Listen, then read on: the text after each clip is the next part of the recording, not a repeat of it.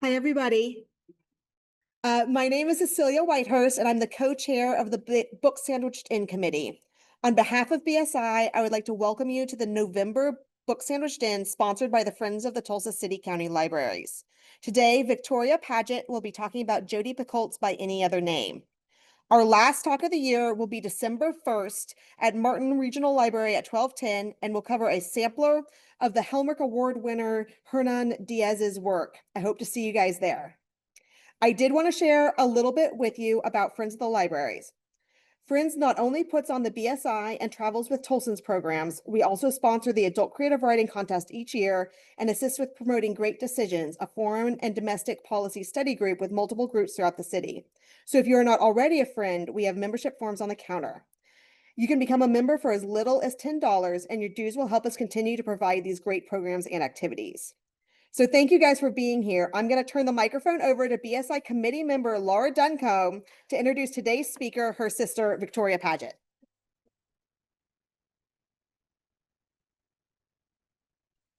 You blew my big reveal. So, well, good morning, good afternoon, everyone. Thank you for being here. Victoria Pageant, besides being my sister, is a graduate of the University of South Florida in theater. She is a New York City-based theater director. She has been Drama Desk nominated, New York Theater Festival award winner, and the founder of at least 2 theater companies, one of which, Food of Love Productions, does immersive dinner theater. It's like reimagined dinner theater. There's drinks that are themed to the shows, and they are Shakespeare shows, and they are very exciting and wonderful. So she directs, she acts, she dances. She's currently assisting Emerson Elementary's Nutcracker production, and she is a lover of Shakespeare and has been since childhood. And she's also, and perhaps most importantly, the mother of my nephews, Robin and Jamie. So without further ado, I hope you enjoy this production by the fabulous Victoria Pageant.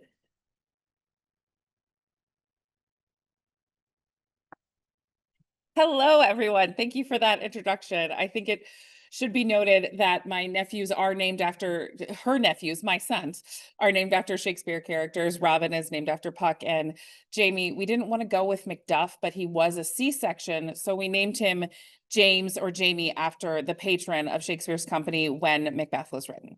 So it's just real nerdy up in here. But so by any other name, I really enjoyed this book by Jodi Picoult for many reasons. But let me start these slides. There we go.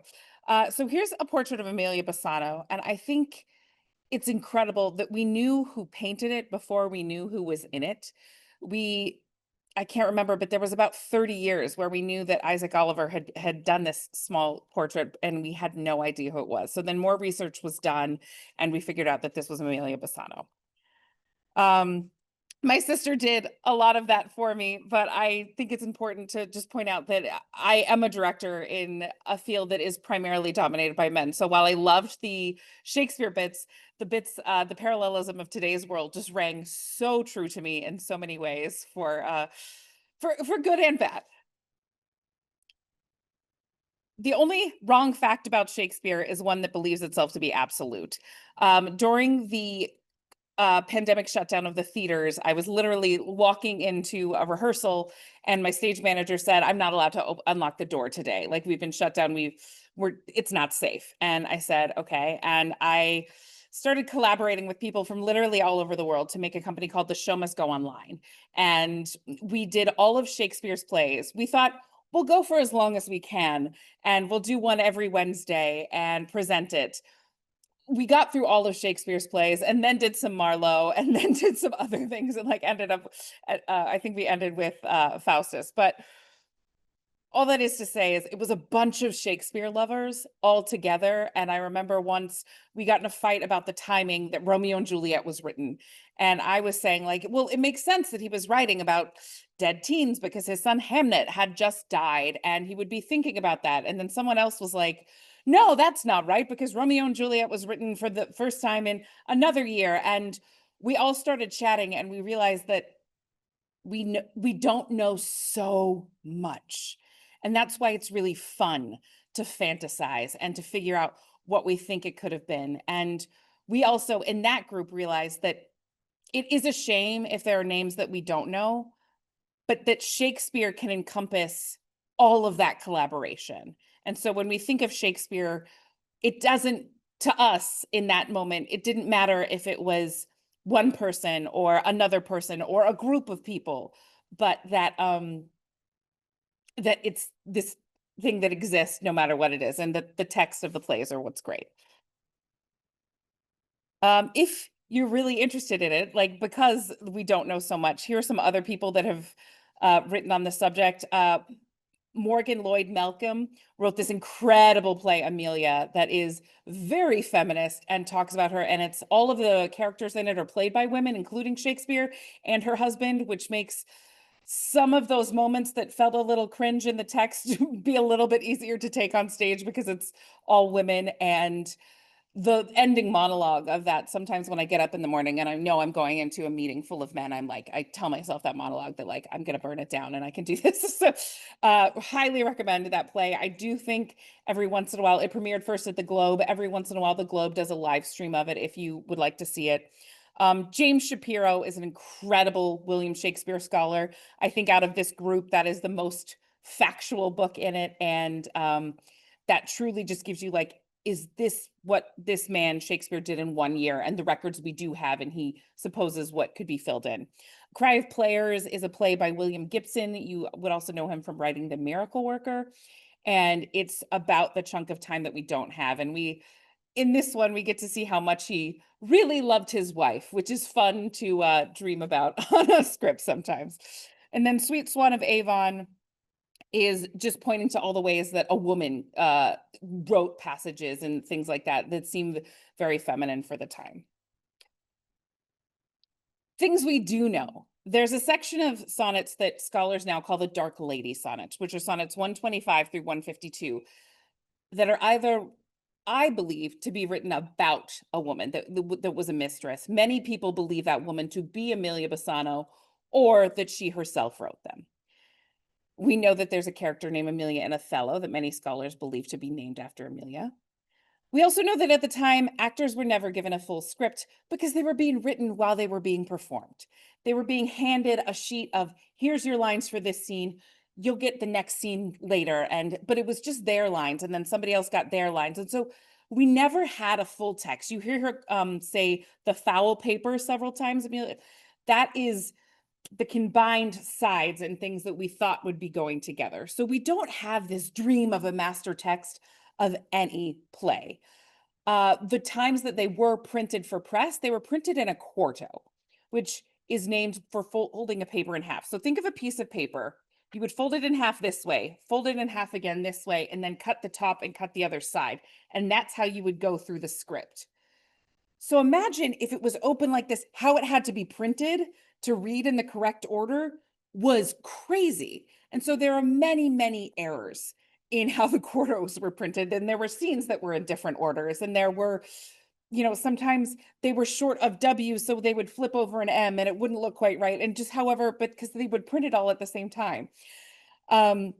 We also had quartos being published several times over. And so there's many plays that we believe to have a bad quarto that was some actor saying, these are the lines I remember. There is a notorious quarto of Hamlet that has absolutely had to have been written by the actor who played Marcellus, because Marcellus's lines are perfect and the rest of it is like so dodgy. You have no idea what it's like, the basic plot of Hamlet, but all the other lines, but like Marcellus's lines are impeccable.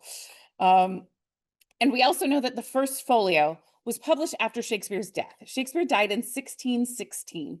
The first folio of all of his plays, 37, not including Pericles, which I believe to be Shakespeare, but we'll see, was published in 1623. And it was just a bunch of actors who got around, and two things were happening. They needed the money and they wanted to honor these plays that have been written. So, I imagine a bunch of actors in a pub being like, what was that line you said next? How did that go? And that's how we got these out and published. And so it was just like the biggest brainstorming session ever of what were these plays we had been doing for the past 20 years? Let's try to get them written down. So even if Shakespeare was one man who wrote everything, he didn't write down his own plays. Somebody else did. Which brings me to the next point of theater is always a collaboration.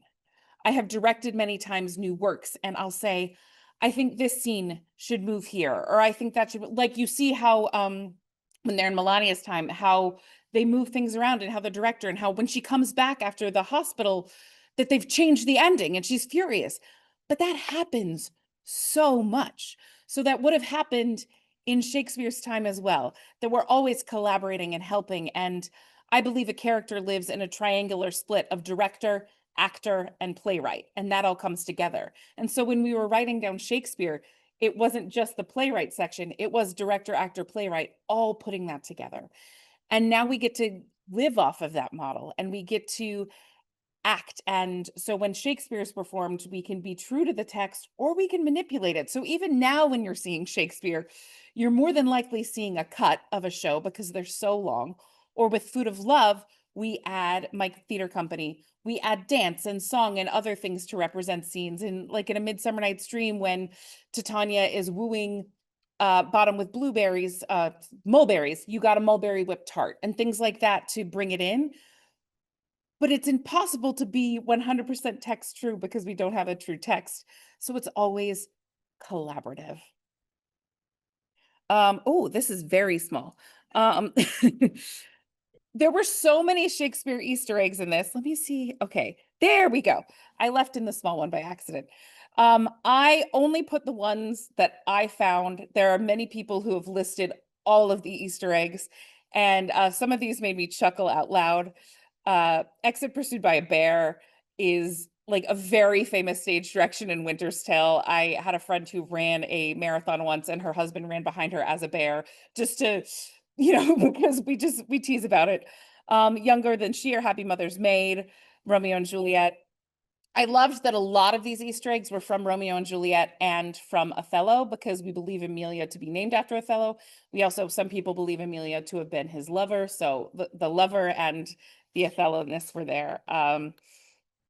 We have the chorus, and I loved because Melina didn't get a lot of them. They were mostly in Emilia's time, but Melina got ones that were all of the choruses. So not Romeo and Juliet or Othello. She got the other plays. So it was kind of fun to see that that difference. Oh, something else I wanted to touch on that we see this because she's talking about the Merchant of Venice. That in sooth I know not why I am so sad. Amelia was a Jewish woman. A lot of people believe Shakespeare to have been a secret Catholic. And to find those crosses and how the religion and be having to hide your religion, whether it be Judaism or Catholicism at the time, really was interesting and rang true and was exciting to see these ways that it could have been parallel. I knew of Amelia Bassano before this, but the fact that I knew her to be a mistress who probably had a couple of words in. And with this, I think the concept makes perfect sense. Here are some more Easter eggs. To whom should I complain? Did I tell this? Isabella, Amelia in Othello. We have Venus and Adonis. We have Titus Andronicus. We have again Winter's Tale. We have some Hamlet, some more Hamlet, some more Hamlet. Sorry, yes, and Easter, great. So these were, sorry, thank you for stopping me. These are direct quotes from Shakespearean plays that Jodi Picoult was somehow able to work into the text. And so they weren't said as Shakespeare quotes, they were things that Amelia said in the text that are direct quotes from different Shakespeare plays. So this Thus Conscious Does Make Cowards of Us All was in the 1596 chapter. She was, and that's a direct Hamlet quote, and Amelia had said those words. So they were just little hidden bits of Shakespeare. If you want to find all of them, there's like Jodi Picoult herself put them all up because the research she had to do, and that was amazing to me. The research she had to do to make this happen was really extensive. So she touts her own work, but with as much integrity as possible, only put the ones that I found. uh, I love the Hamlet. I did love you once. Indeed, my lord, you made me believe so. Um, and that was, again, that was between Amelia and Southampton. So they said those lines. And there were other times that she was just describing the plot of A Midsummer Night's Dream or describing the plot of Romeo and Juliet and many things. So there were so many. You can tell that Jodi Picoult, even if she doesn't believe Shakespeare wrote these words, she is a big Shakespearean fan because she was able to seamlessly get all of that in there. I also loved the parallelism of the two worlds, one and then the other, and going back and forth. And I was saying earlier, it made me really feel about being a theater maker in a lockdown because of disease. It never occurred to me being a theater maker in a lockdown because of plague in a different time was a very similar experience. And also, I didn't have children during COVID lockdown. And thinking of the one time the woman said, like, do you have a tea sachet for children? And Amelia feels bad because she lies and she just gives the medicine. I was like, oh my gosh, having children during a disease lockdown must have been a whole other thing, and how terrifying that must have been. And the Shakespeare in it was so true. But the today's the Melania stuff, the sexism is the word I'm looking for in the theater was also unfortunately still so true. There have been times I have been in workplaces, and I've said places or time to go or let's do notes, and people have called me bossy and things like that. And it's much harder to be a woman still in this workplace. To now, I'm a director. I'm not a playwright, so I've never had to hide my own name, but I have had to say things like there's been a work situation where I've said things to my choreographer who was male to say them to the playwright because he wasn't hearing me when I said them. And I do think that uh as it says in the book, after the murder of George Floyd, theater made another seat at the table when the theater industry really just needed to make a whole other bigger table. And progress is happening, but slowly. And all we can do is keep talking about it and keep making it happen. This past year, the Tony nominees for directors and choreographers, there was one female in the whole list. And that's not because it wasn't being made, they just weren't being recognized in the way that they should. I'm very lucky. A director who I've worked with before, who was a female, Emma Rosa Went, is now the resident director at the Public Theater in New York. So that's a very big step forward. It's the first time it's ever been filled by a woman. And so things are changing, but slowly. And I think that is everything that I have right now. But I sense that there's a lot that we want to talk about. So are there anything people want to say or questions, or let's go for it? Yes.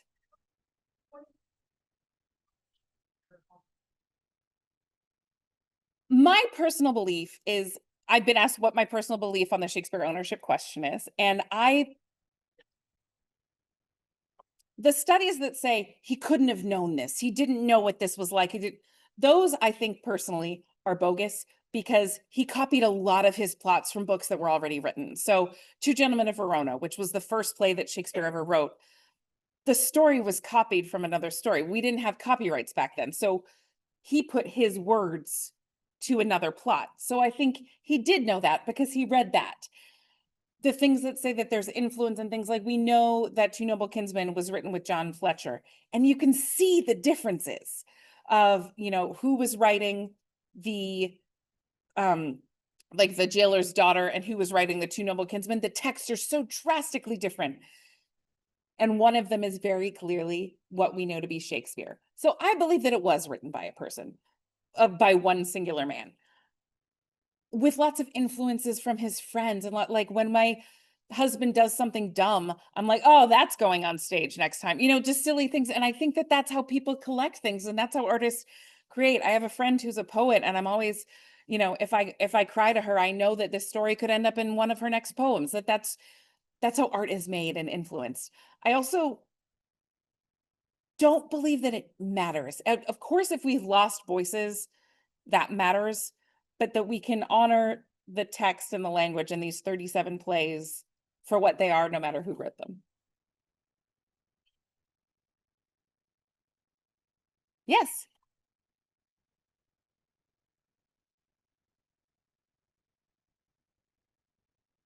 So that's interesting. I was looking at her acknowledgments and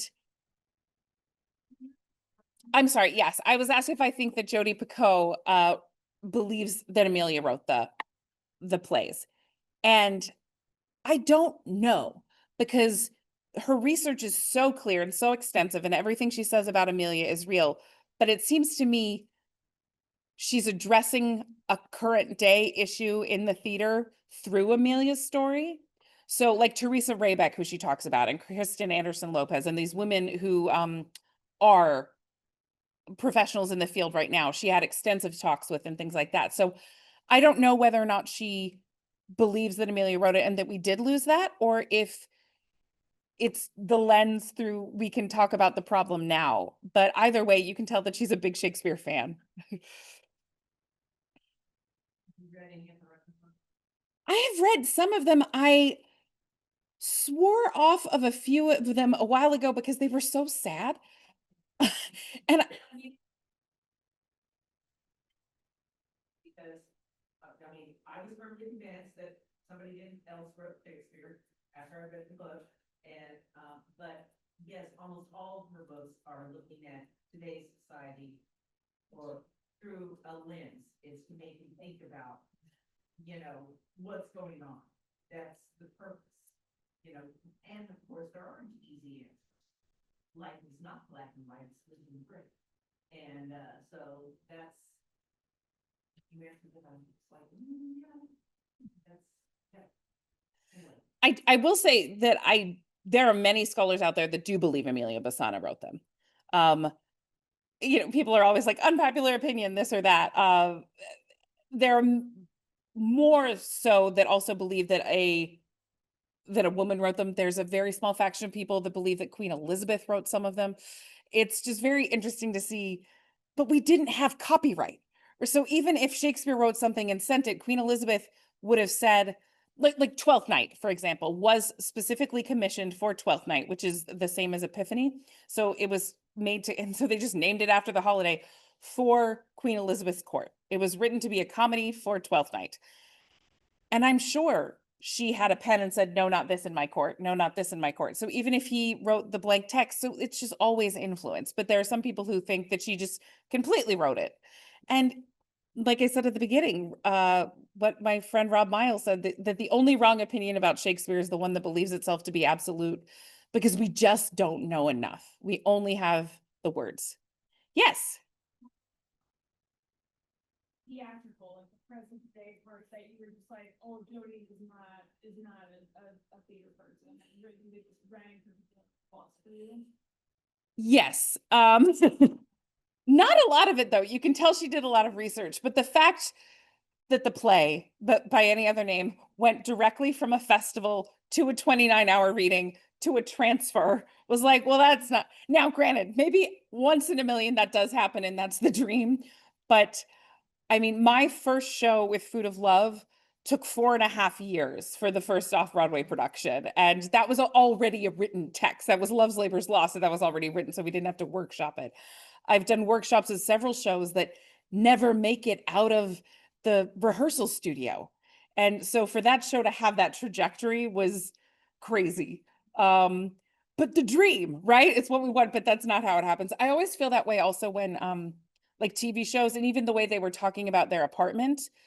There's no way their apartment had 2 bedrooms with what they're earning. I was like, this apartment was much smaller. And so that apartment sizes are always theatrical in size and much bigger, but that trajectory. I would also say that I think the critic is meant to be Jesse Green from the New York Times, who slaughters shows all of the time. And it's just, oh, if you want to laugh, but then to feel sad, like read his review of the King Kong musical. And it's devastating. My friends and I said we would have stayed in bed for a week had that been a review of our show. And that critics don't realize how much power they actually have.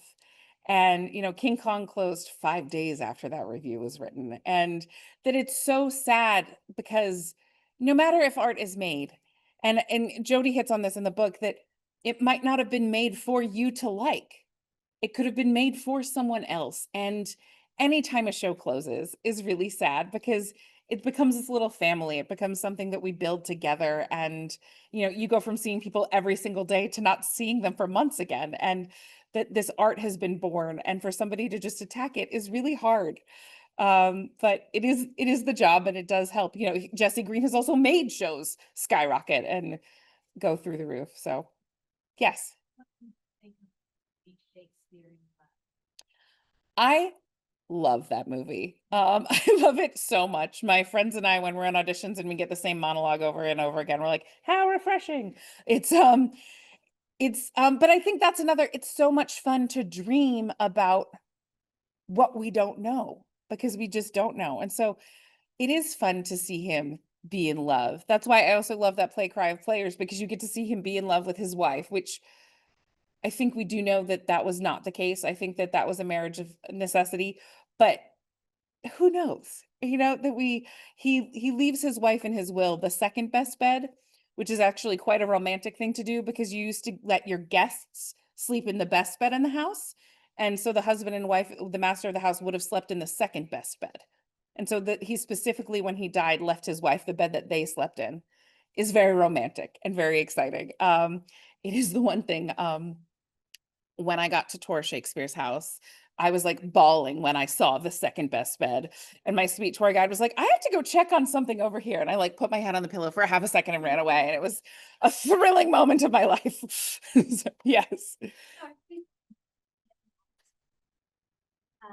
that the woman that you talked to a man who criticized Jane Austen, saying it's trivial, silly, and she said Jane Austen finally gave women a voice, whereas Shakespeare had no idea what it was like. I thought that was an interesting thing. That is really interesting. Jane Austen and the Brontes, I feel like, gave women really lovely voices. And it's interesting because Shakespeare, sorry, we were talking about who gave women voices, but whenever Shakespeare has a very strong female character, she almost always dresses like a man. And so we have Julia in Two Gentlemen of Verona. We have Rosalind in As You Like It. We have Viola in Twelfth Night. In order to get what they want, they dress like men. And so to me, a lot of the times, that's not saying that Shakespeare didn't think that women were strong. He's commenting on society, that these women are doing these incredibly strong things, but they have to do it in the guise of men. And even Beatrice, like, would that I were a man. She has that amazing line, and she is so strong. And that's why I do think there has to be, like, he knew strong females. I believe that his wife, Anne Hathaway, like, kicked some butt, and she, so he taught, but it's still women being written by a man. And how do we feel about that versus women being written by women? Yes. Yeah, the Hamlet. Yes. I have not. It's kind of interesting in that you get her vision of what their Shakespeare and Anne Hathaway's relationship might have been like, what his home life might have been like, because those are things we really don't know very much. So I just wondered if I will definitely read it. Yeah, it's fun to see, with what we do know, the timelines. The Folger Shakespeare Company, if you has this gorgeous timeline on their website that is when plays were first performed and what Shakespeare was doing in his life. And so you can kind of see because life is always influencing art. And so, but I'll have to look at that one. That sounds exciting. The movie's about to come out. Okay, so we'll have a viewing party, right? It'll be great.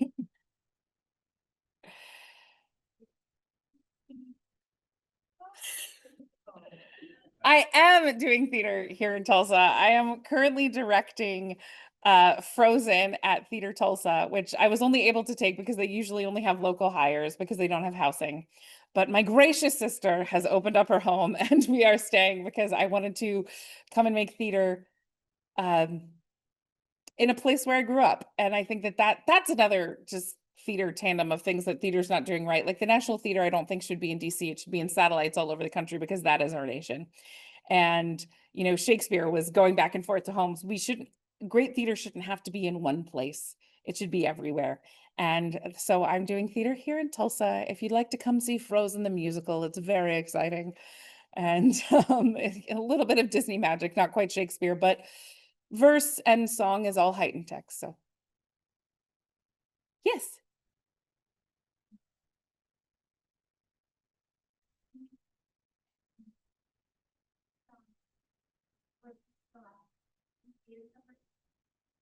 A lot of Shakespeare by doing their own like twist on Shakespeare.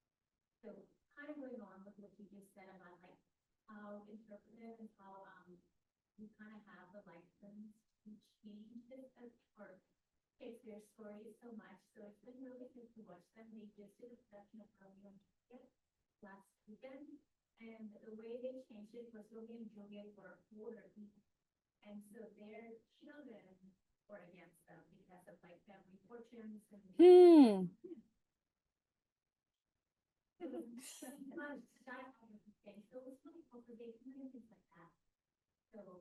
So shout out to the Pembroke players, you said? Okay. Oh, that live show is gorgeous. Yeah, it's really nice.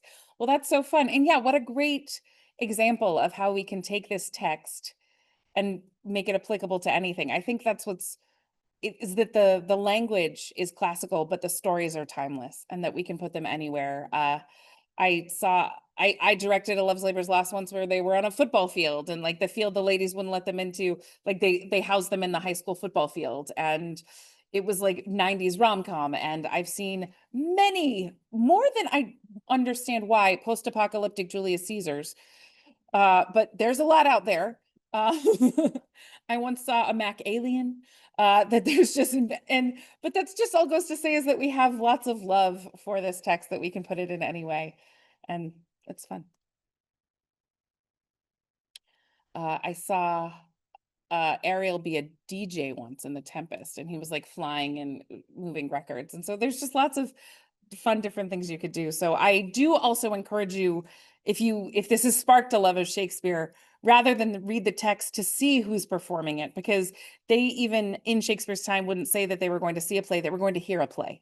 And that's how they said it. It was like, I'm going to go hear this play, and that these are meant to be read out loud. And so even if there's a play you want to read and there's not a performance of it, get a few friends together, get a cup of coffee or a glass of wine or something, and say the words out loud, because there's so many things that come out through the text. There's one line where, Helena is saying, well, I think it's Helena, Lysander lied.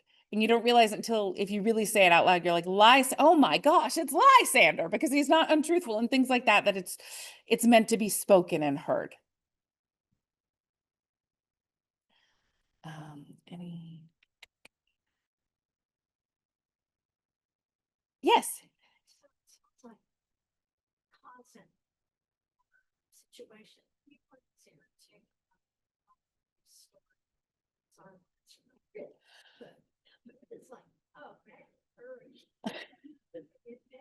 So I will say, I was been asked if I was irritated by the modern day storyline. And it did break my heart a little bit when they ended up falling in love. I wanted him, like, as much as, and I love a good romance novel, but I wanted him to do the right thing because it was the right thing, not because he loved her. Like, are we saying that women only get a seat at the table when a man loves them? And there was one line that I literally went, ooh, and she said, if Jasper loved her, then she must be worth something. I was like, no, no, no, no, no, you're worth so much more than like, and love is wonderful, but there were parts of it that made me kind of cringe, because I wanted her to have a seat at the table because she deserved one, not because a man loved her.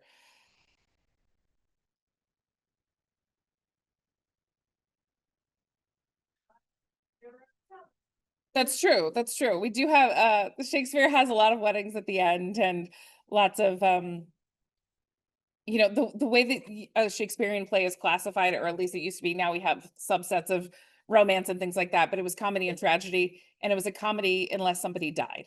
And so and they could have died beforehand off stage, but and so in most of the comedies end in weddings, just because, like, I still, at the end of Midsummer Night's Dream, Demetrius is still spelled. And you don't like they fix the one, but you're like, wait, this man is marrying someone like really not within his consent. And at the end of 12th night, Olivia marries Sebastian, having only known Viola's personality, dressed like her brother, and she's like, yeah, you look the same. I'm sure it's fine. So yes, that is very Shakespearean to throw in some weddings just because.